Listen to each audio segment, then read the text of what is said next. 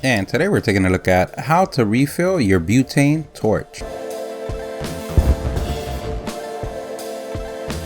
And this is so simple, anyone could do. The first thing you want to make sure is that your torch is empty. And the second thing is safety, because the last thing you want on a clear sunny day is the smell of burning meat.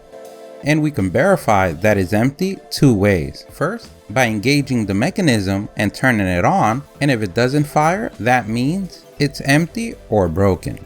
The second way to find out is looking at the fill line. By moving it side to side, you can see if it's empty or not. Or maybe it just needs a little bit more, because you can also use this method to cap it off.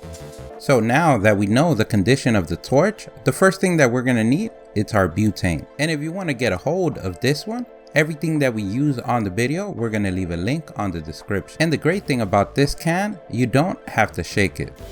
So first, we're gonna go ahead and do the most important thing, and that's remove the air from the torch. So you flip the torch upside down. So what this makes, being butane heavier than air, makes the butane go to the bottom and the air to the top. And we do that using a knife or anything sharp that you may have. So once we use our knife to press the refill valve, it lets the air out first. And then if there's some butane left in the tank, second.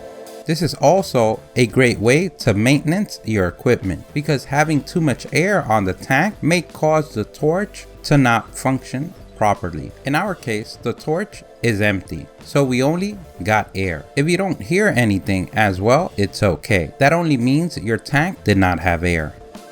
Now, we're also gonna place the bottle upside down. And remember, that's because butane is heavier than air. Now we're gonna go ahead and align the butane can with the fill valve vertically and press down on the can towards the torch until we see butane spit out. A pro tip, if you count the seconds that it takes to fill up, you'll know next time how long you have to do each fill. Or you can also divide it in pulses.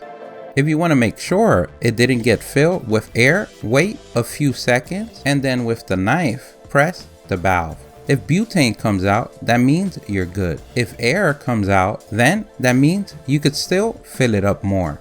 Now you're done. Just let it rest for a minute or two before use to let the butane settle. Now you're ready to make it burn. Don't forget, if you liked the video, please give us a thumbs up. That really helps. If you have any questions, place them in the comment section below. Don't forget to subscribe. Follow us on social media. Thank you for watching, and here's a link to our latest video.